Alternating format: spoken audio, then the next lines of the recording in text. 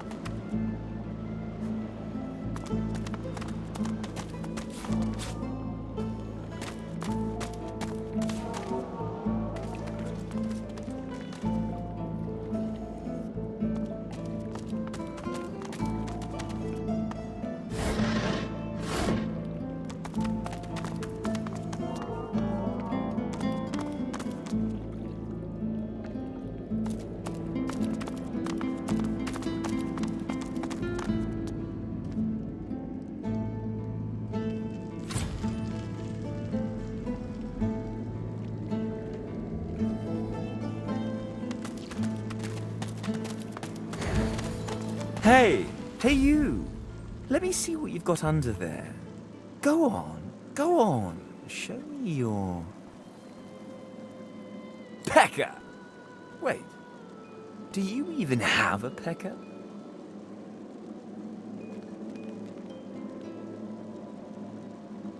If you want treasure, go find a mirror.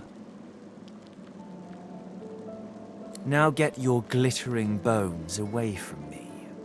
Go clack and chatter at someone else.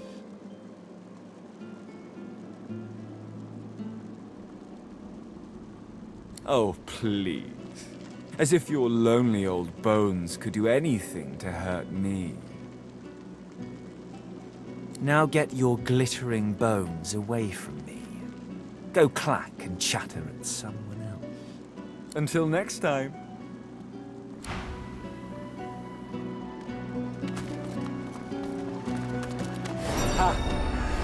Here today, gone tomorrow.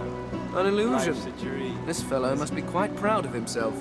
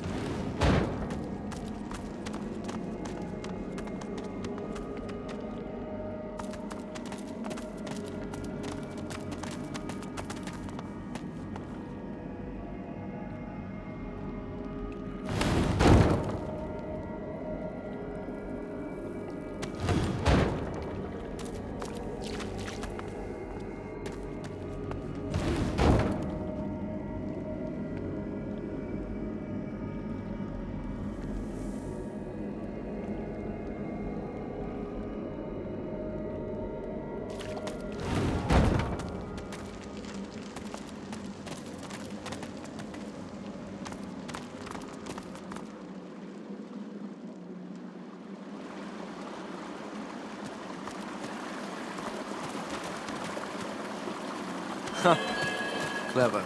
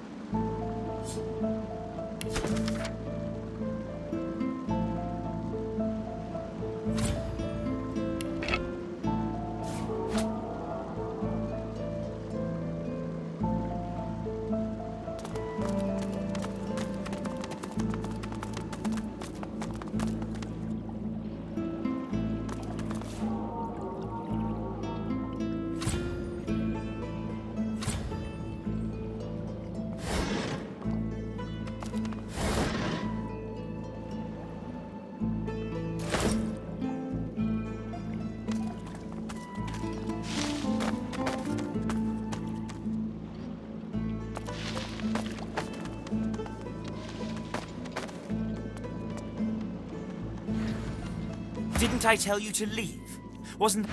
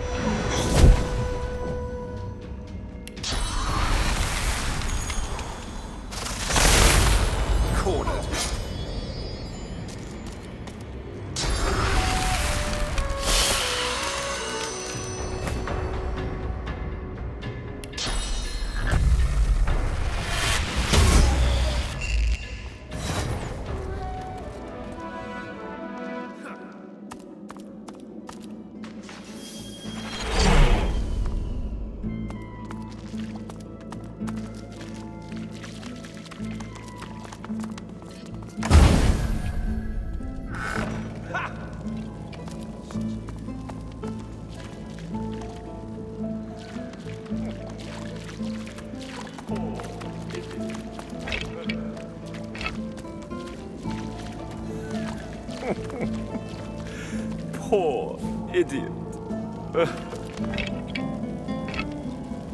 That was even easier than I... Oh, feeling empty-headed, are we?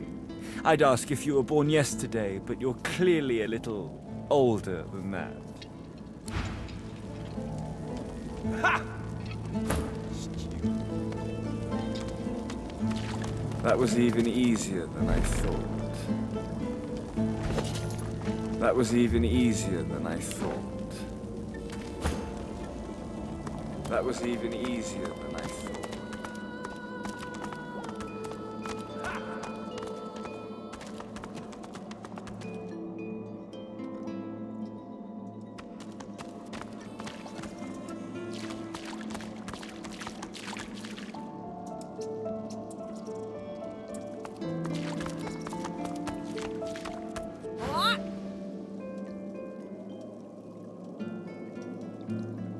It's a riddle, isn't it?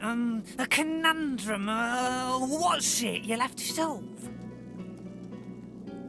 I thought you looked clueless, alright? Thing is, it's about the letters, isn't it? One for each thing. Easy.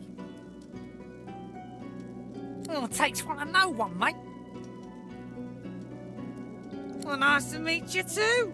Rude.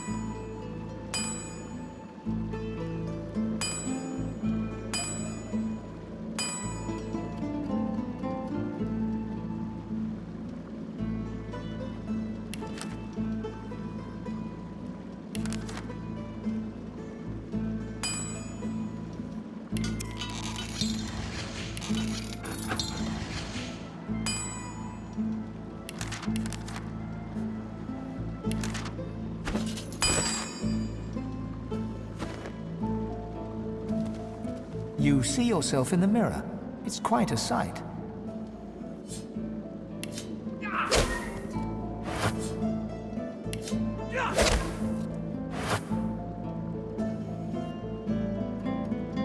You see yourself in the mirror. It's quite a sight. And you thought Rivellon was flat.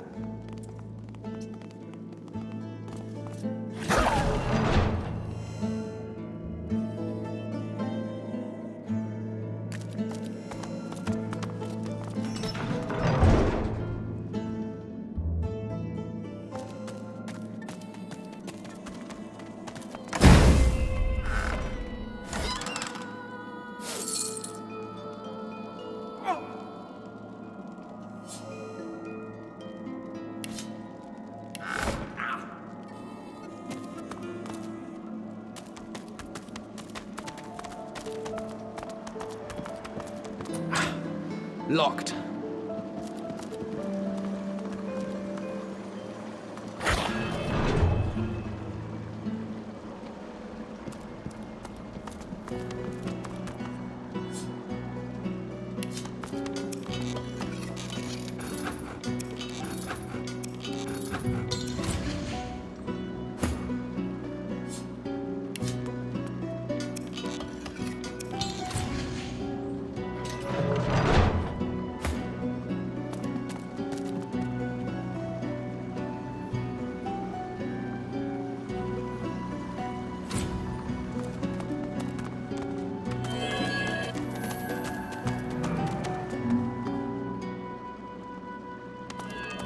Open your eyes. Time to die.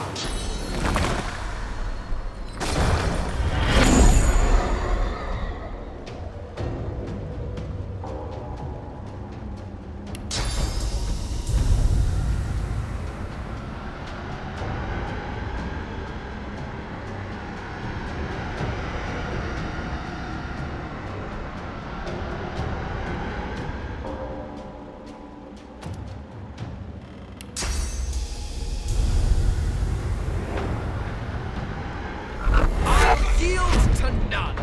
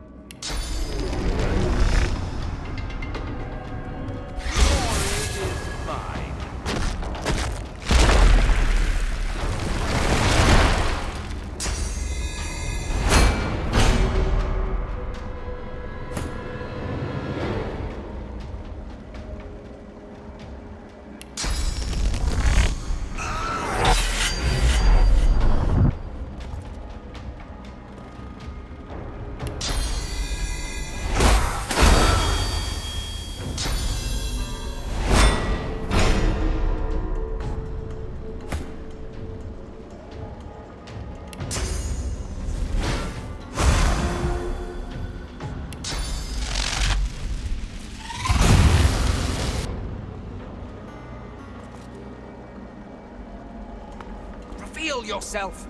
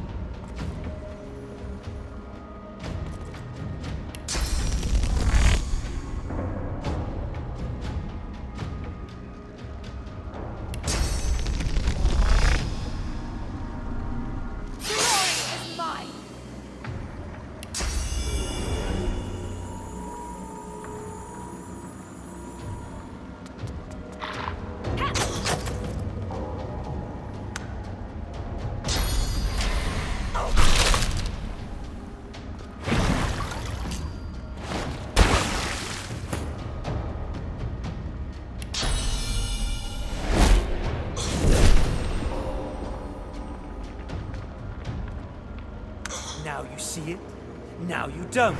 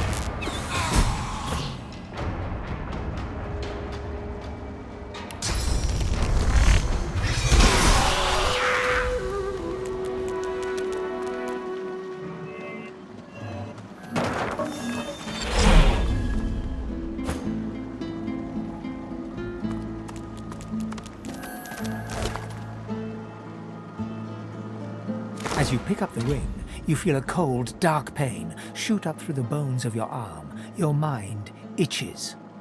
You don't hear, but feel a whisper in the cavity that functions as your ear.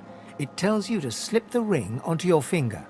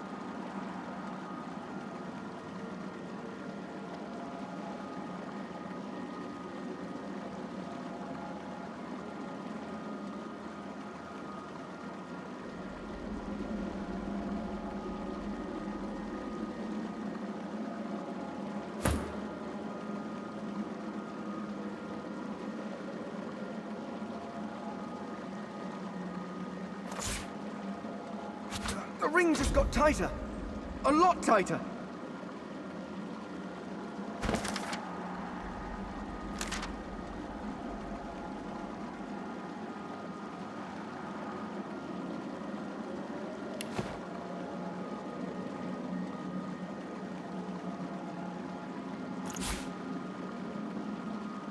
Something isn't right. The ring's gone, but not its curse.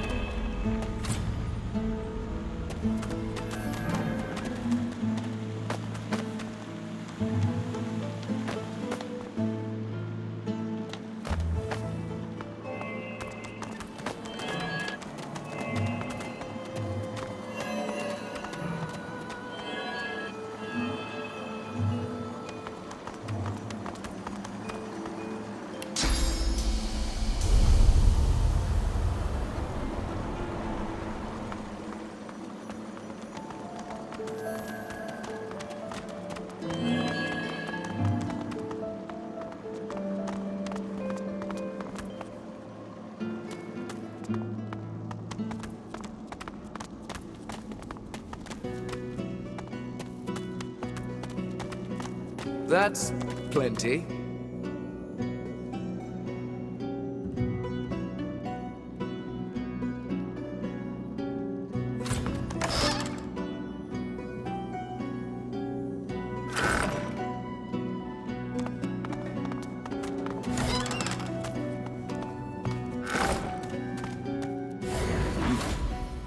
You made it all this way.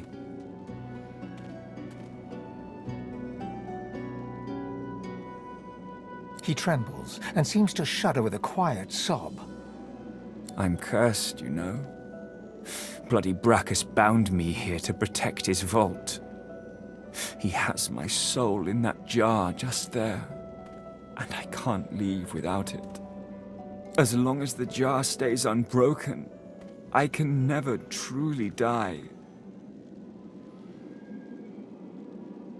I don't rightly know.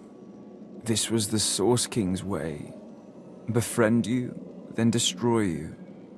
I was a fool to expect I'd be an exception. His favor was intoxicating.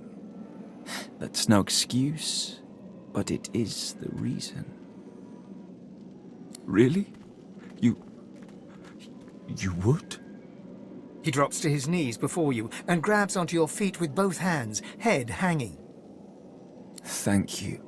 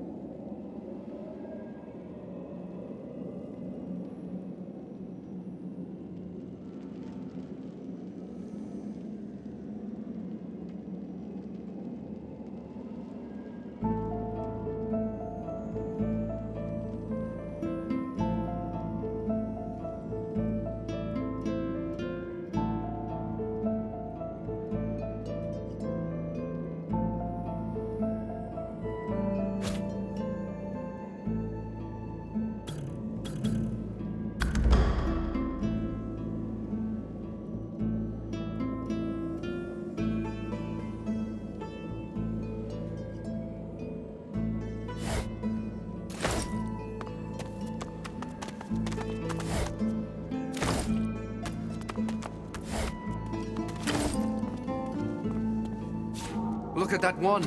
It hums with inner source.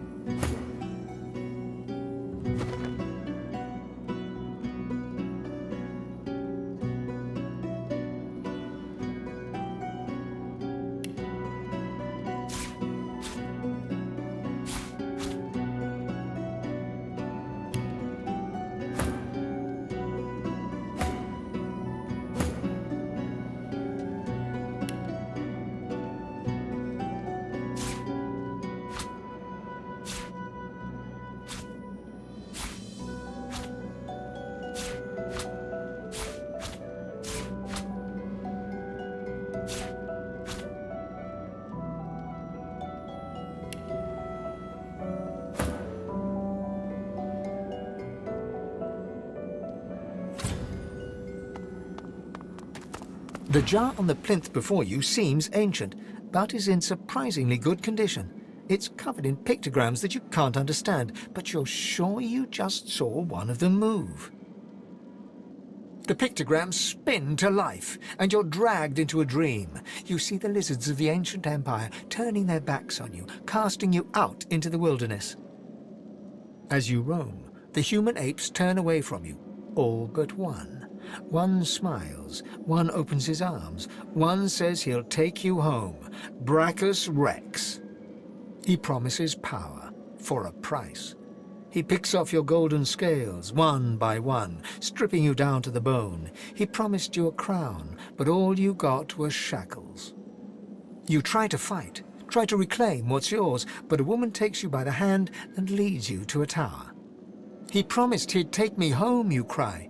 You are home, she smiles as she seals the door. This is where you belong. Your hand drops away from the soul jar, your bones tingling. In the back of your mind, you hear a small, scared voice whimper before fading to nothing.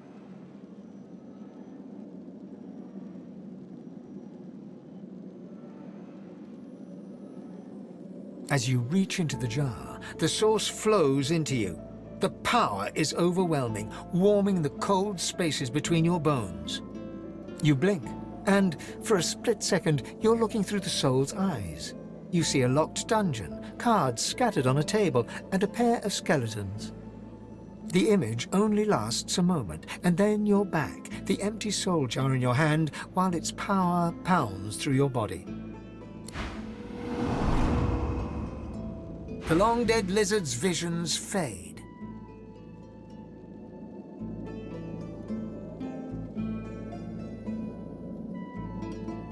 I can't help but sympathize with him. He just wanted to go home. No amount of loneliness excuses wickedness. He helped a monster for selfish reasons. What he did shames his people.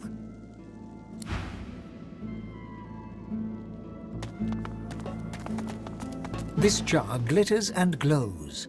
From within, you think you can make out the distant sound of laughter. With a jerk, your mind is pulled to a scene in a tavern. You see a dwarf in the center of the room, joking us all around roar with laughter. All bar the zombies, who are slavishly serving food and drink. The door opens, and a tall, beautiful woman stalks into the room. She's flanked by heavily armed guards. You can't make out her words, but see the fear in the dwarf's eyes. The dwarf mutters a word, and the undead lurch towards the intruder, but are cut down like wheat. The dwarf tries to run, pushing her friends into the woman's path, but is grabbed before she can escape. As she's dragged away to a tower, you hear her cursing Braccus Rex and his whore. Even when she's thrown inside and the door sealed, you can still hear her shouts. You pull your hand away from the jar, your head swimming. You can feel the dwarf's cold terror still throbbing in your bones. Something inside you strains. You are replete. You cannot absorb more source. The vision fades. She must have been acting against Braccus Rex for him to have come for her like that. Keeping the dead as slaves? What a disgusting display! She deserved every punishment she got. Being locked in a tower was more kindness than any necromancer deserves. The jar seems quieter now. It sits still. Something inside you. The jar seems quieter now. Lucky find. The jar before you may have looked opulent once, but no longer. Now it's covered in grime, its paint chipped away, and its jewels long stolen. The soul jar rocks slightly, light flashing from underneath its lid. On its rim, you can just barely make out the name Gratiana. As soon as you touch the jar's cracked surface, you see a vision of splendor, silks, fine food, and decadent lechery. But underneath it all lies bone and blood. The vision shifts. You see burning villages, slaughtered women and children. You see her, purging wand in hand, standing amongst it all. She throws her head back and laughter echoes in your skull. A shadow falls across her, and you see a large, weeping face. She reaches out as if to comfort, but Braccus drags her back. You see her fall into the mire of the swamp, trapped. As you pull your hand away, you can feel a deep, longing sadness in your soul. Is it regret, or just sadness for a life that used to be? Lucky find. The terrible vision fades. Gratiana's life was selfish and hedonistic. No mercy. Whatever a person may have done in life, they can always be redeemed. However her life began, it ended well. No one should be damned because of their youth.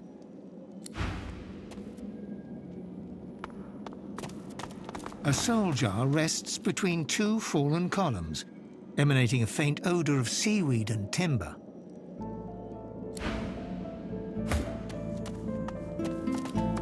A soul jar rests between two fallen... When you touch the glass, your vision wavers. You emerge on the prow of a fine ship. Your armor pulses with enchantment, dominating those who draw near. Your flag flies for Braccus Rex, a tyrant who traded for your soul. With his power, your flesh and blood is no longer relevant. The vision fades as the soul thrashes, trying to sever your connection.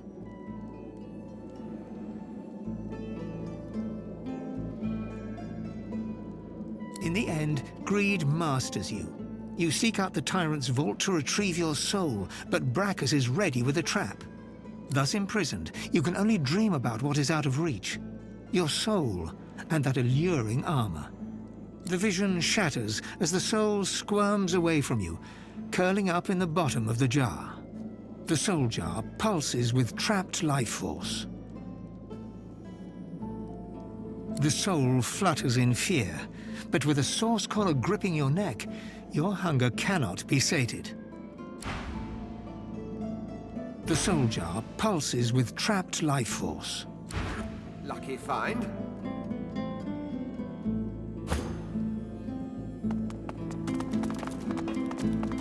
The soul jar stands on its plinth, glowing softly. From within, you can almost hear the whisper of a voice. You see, or rather, you feel, a far-off land. Frozen breath hangs in the air, pine needles brush your cheeks, and in your arms you can feel a weight. A body, dead.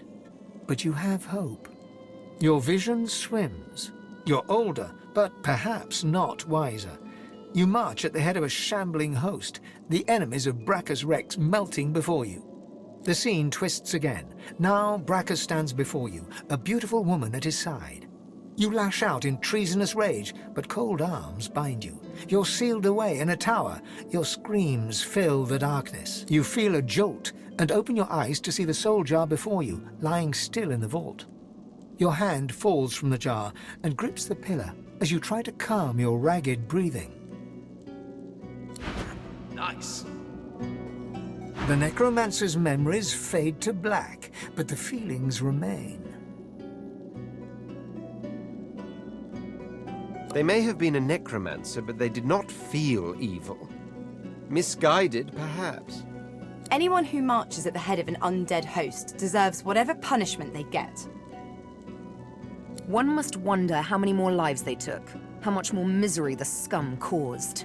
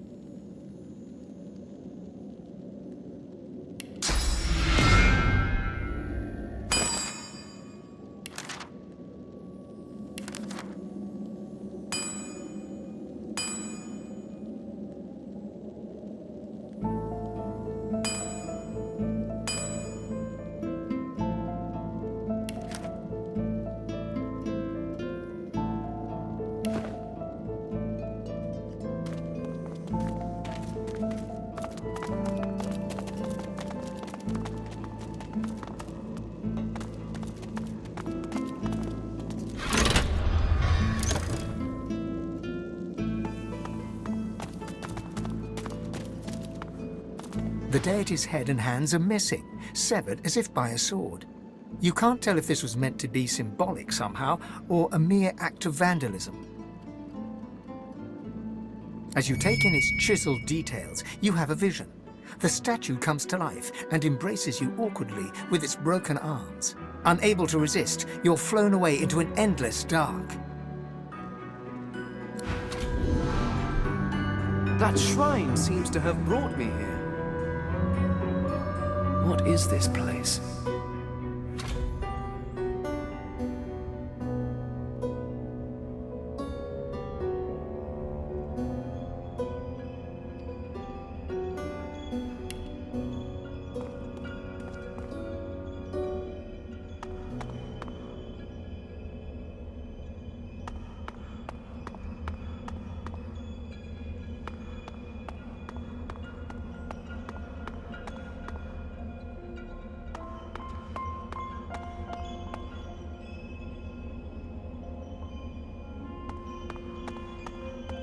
You walk towards the figure on the dais, but wisps of mist start to cloud your vision.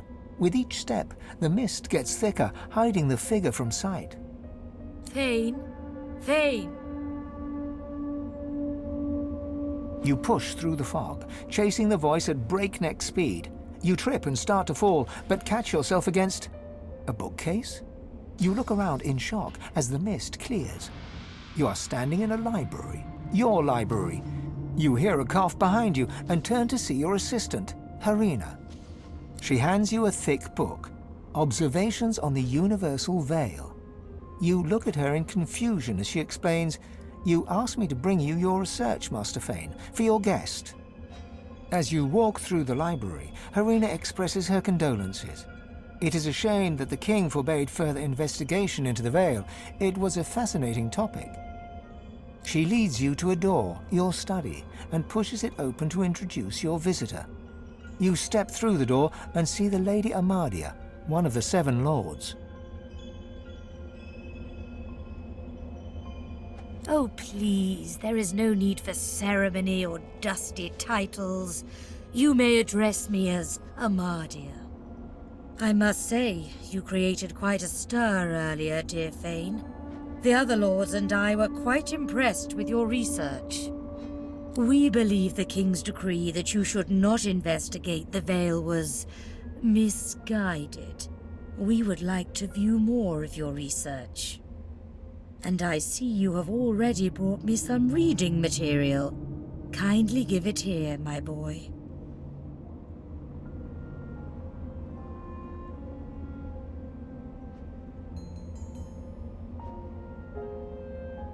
The king, the king. Is he truly all our people ever talk about? What of knowledge, young one? What of discovery?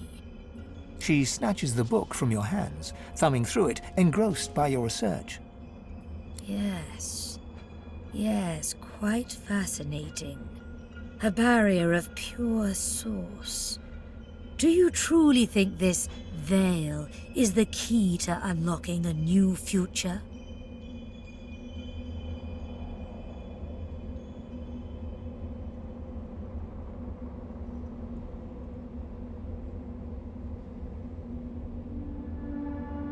Yes, so we gathered. We found it strange that the king would refuse you the chance to explore something that could be so beneficial to our people.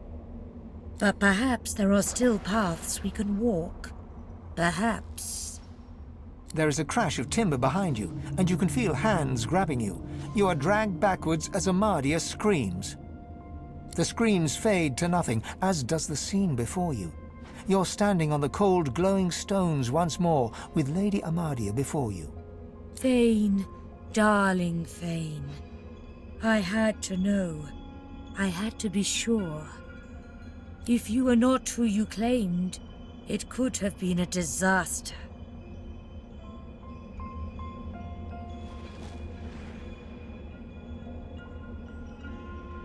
Peace, my child. You will have your answers, but I may only give one at a time. First, you must understand the madness the king unleashed on the world.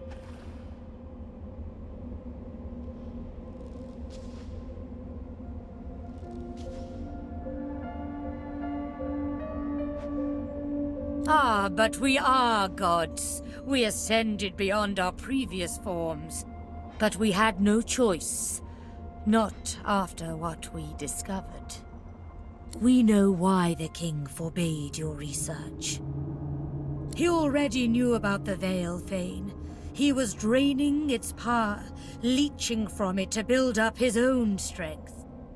When we confronted him about this betrayal, he used his power to try and subdue us, to turn us to slaves. He wasn't satisfied with our fealty. He wanted total control. His madness for power knew no limits. We fought, of course. The king scorched our land, but by uniting, we overcame his evil.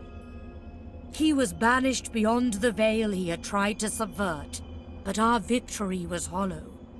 Our people, oh my child, they were erased, destroyed utterly. We seven were all that remained.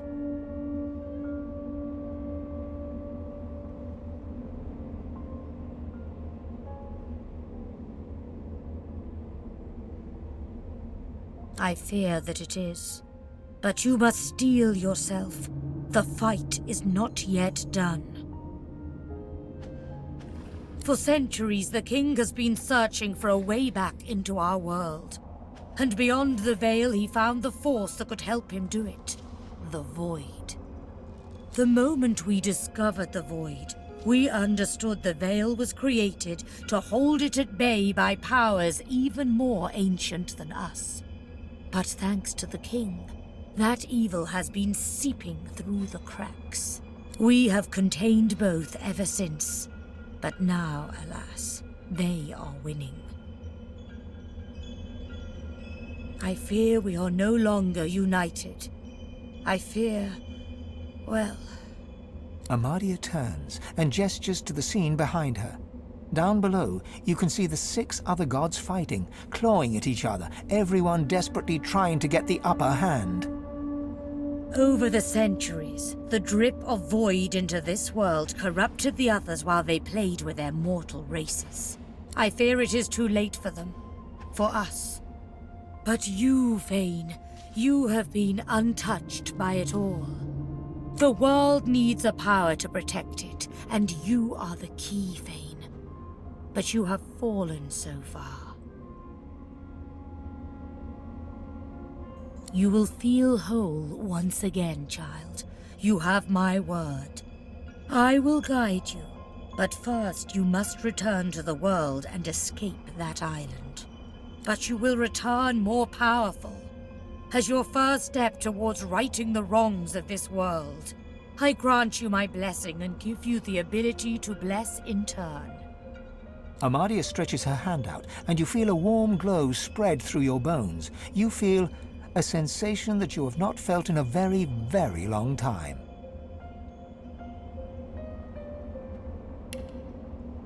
You may have noticed I have tried to help you on your journey, that I can bless the very water beneath your feet. Now you have that power for yourself. And this is only the beginning. More and greater powers await you, if only you will seek them, and seek them you must. But before you begin, a word of warning. I gather that you travel with a pack of these lesser creatures. It is only natural after so long spent alone, but you must be wary. Some of these creatures are more dangerous than they seem. They are God-woken, the chosen champions of the other 6 gods. And then there is the one you know as Lohse. She is something else. Something wicked. You must beware of her above all others. For they will all walk the same path as you, but they cannot be allowed to reach its end. You must be the one. Only one of our people can wield this power. Only you, Fane. She lays her hand on your skull, and you see it clearly. The others, the gods, Amadia, and you. You are her chosen. You are her godwoken. So go forth into the world with my blessing, dear one. Heed my words and go.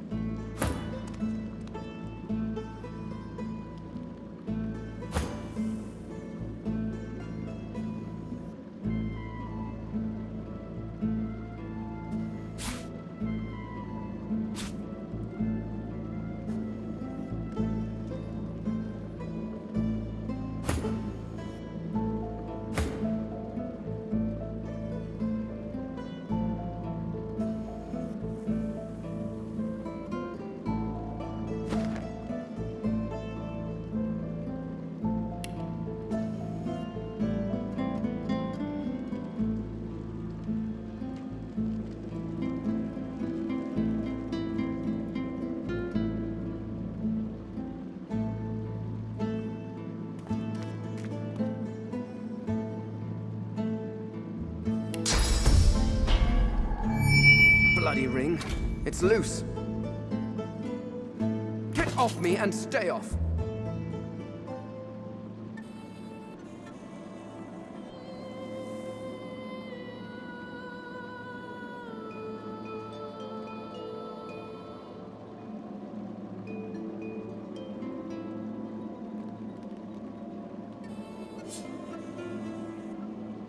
The jar stands before you, cold and still. As you remove the lid, a fresh wind fills the room and power rushes inside you. You can feel source coursing through your bones. For a moment, you're seeing through someone else's eyes. You behold a dungeon,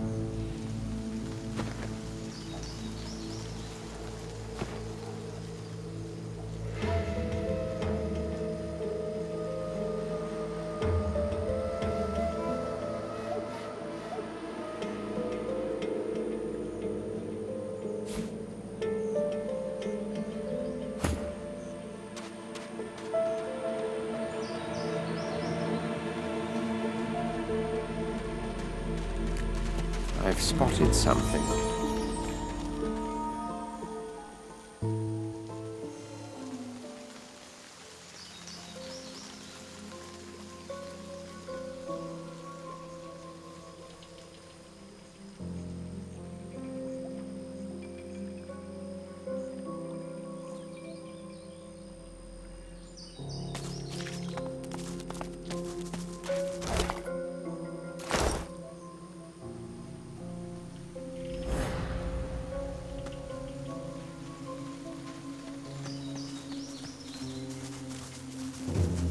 Madness! Big fire boom, lightning crash. One moment, sun. The next, I feel darkness inside me. Then noise. So much noise. Clank, moan, clink, groan. I hid in a stump. I'm not a stupid squirrel. I have much stowed away for hard times. But I saw them. I saw the shinies. Shinies! Darkness left, then light again. Warm. Saw glints in sand and dirt. Can't go there now. Salamanders. They like the meat. I don't want to be meat. Yay! Okay. I hope you find shinies. They make happy.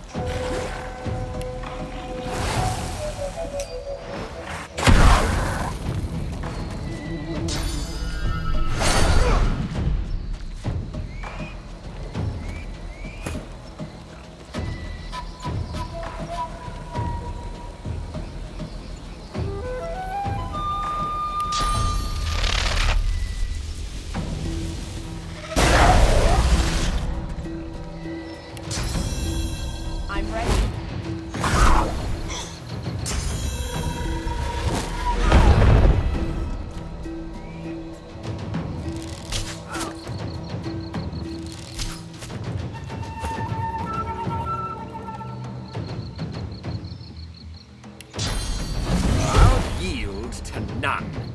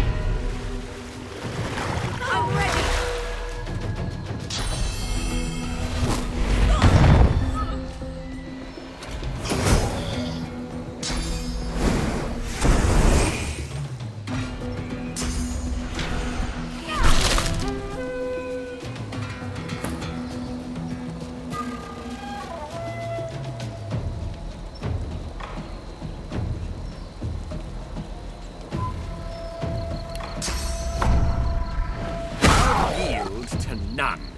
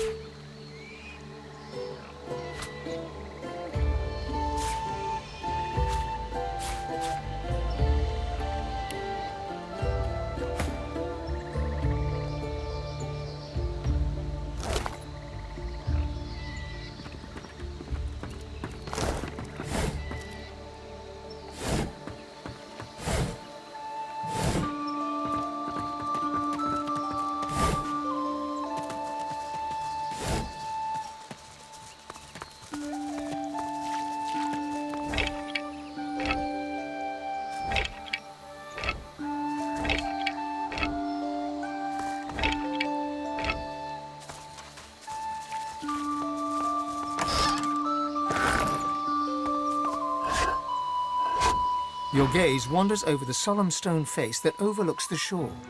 For the briefest of moments, it seems as if its eyes come alive and lock with yours.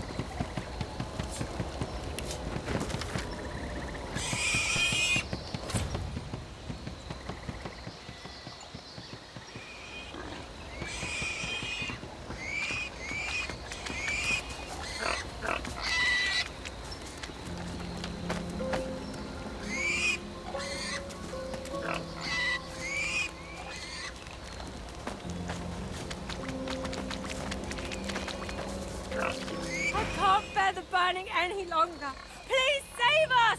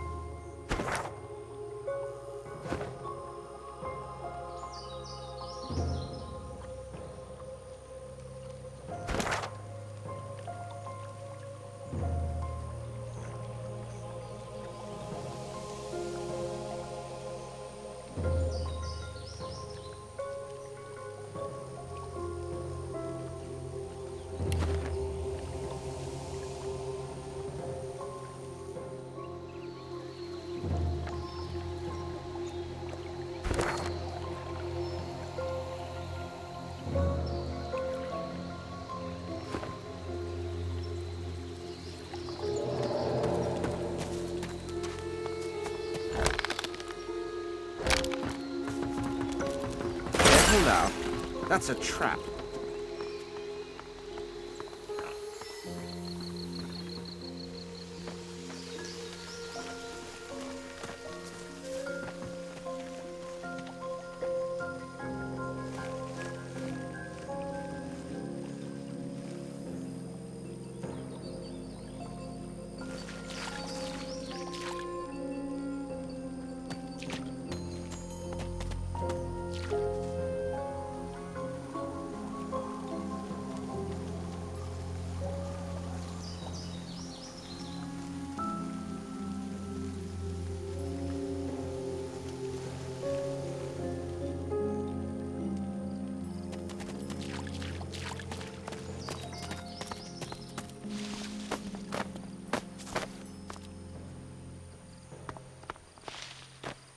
May you always walk in wisdom's wake, the flower-strewn path of Amadia.